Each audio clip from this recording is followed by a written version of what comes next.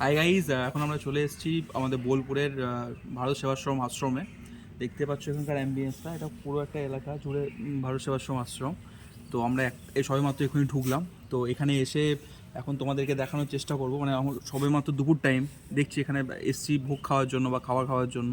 যদি সেটা হচ্ছে তো ভালো কথা। তাছাড়া প্রত্যেকটা জায়গাতে আমাদের ইন্ডিয়াতে প্রত্যেকটা জায়গাতে ভারত সেবাশ্রমের আশ্রম আছে, যেটা খুবই একটা আমাদের হিন্দু সমাজের জন্য খুবই ভালো একটা আশ্রম। সোশ্যাল ওয়ার্কের জন্য খুবই প্রসিদ্ধ জায়গা। তো যখন যেহেতু রাস্তার ধারে পেয়ে গেলাম, এই সাইডে এসেছিলাম কাজে, তো পেয়ে গেলাম, তো সেই জায়গাটা দেখার জন্য এখন চলে এসেছি। তো আমার সঙ্গে সঙ্গে তোমরাও দেখার চেষ্টা করো এবং তোমাদেরকে যতটা পারবো এক্সপ্লোর করার চেষ্টা করবো। তো চলো যাওয়া যাক।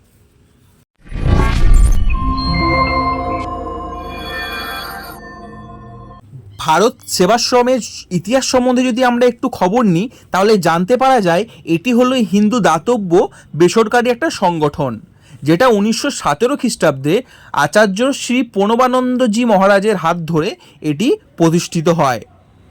এই সংস্থার প্রথম সংঘ শুরু হয় কলকাতার বালিগঞ্জ থেকে, যেটা আস্তে আস্তে বর্তমানে পুরো দেশ জুড়ে ছড়িয়ে পড়েছে।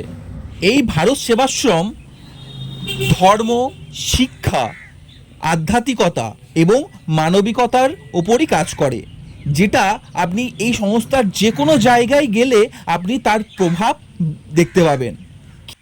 আমরা এখন ভারত সেবাশ্রম আশ্রমে এই যে বড় একটা উদ্যান মাঠের মধ্যে জায়গায় এখন বসে আছি। সময়মতো লাঞ্চ করা হলো, এখানে ভোগ খেলাম। 70 টাকা করে পার হেড নেওয়া হয়েছে, কিন্তু খুব সুন্দর খাওয়া দাওয়া, সত্যি কথা বলতে অপূর্ব।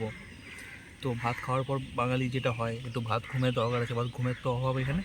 শুধুমাত্র এখানে উদ্যানে বসে আছি, শীতকালে দিন, তাও আবার দুপুরবেলায়, এবং তোমাদেরকে জাস্ট অ্যাম্বিয়েন্সটা দেখানোর চেষ্টা করছি।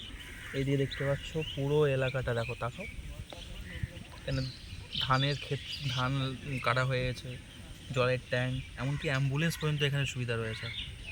ধানের ক্ষেত থেকে শুরু করে অ্যাম্বুলেন্স থেকে শুরু করে মানে সমস্ত কিছু এখানে এমার্জেন্সি পারপাস যা কিছু দরকার একটা মানুষের দৈনন্দিন দিনে, সমস্ত কিছু সুবিধা এখানে রয়েছে। এখানে থাকার ব্যবস্থাও রয়েছে। ক্যামেরাম্যানকে বলবো একটু জাস্ট ডান দিকে একটু ঘোরাও ক্যামেরাটাকে, আর একটু ঘোরাও ডান দিকে। ভারত সেবাশ্রম আশ্রমের সম্বন্ধে যে ডিসিপ্লিনের কথা আপনাদেরকে বলছিলাম, তারই এক ঝলক আপনাদের চোখের সামনে। বৈকাল তখন 3:30 বাজে। ছেলেমেয়েরা তাদের নিজস্ব বেড এবং বিছানা সমস্ত কিছু সরঞ্জাম যেগুলো পরিষ্কার করে মেলা ছিল, সেগুলো দেখুন কত সুন্দরভাবে ডিসিপ্লিনের সাথে সেগুলো গুছিয়ে তারা নিজেদের রুমে নিয়ে যাচ্ছে। ছোটোবেলায় আমরা কতই না খেলা খেলেছি, সেই কথাগুলো মনে পড়লে আজও মনটা আবেগময় হয়ে যায়। তাই সেই কথাগুলো স্মৃতিচারণ করতে করতেই দেখলাম বাচ্চা ছেলেগুলো খেলা করছে। হ্যাঁ, আমিও নেমে পড়লাম মাঠের মধ্যে খেলা করতে। খুবই ভালো লাগলো, বিশ্বাস করুন, একটা অন্য লেভেলের একটা মনের মধ্যে স্যাটিসফ্যাকশন পেলাম, ভালো লাগলো। বেলা অনেক হলো, এবার বাড়ি ফেরার পালা।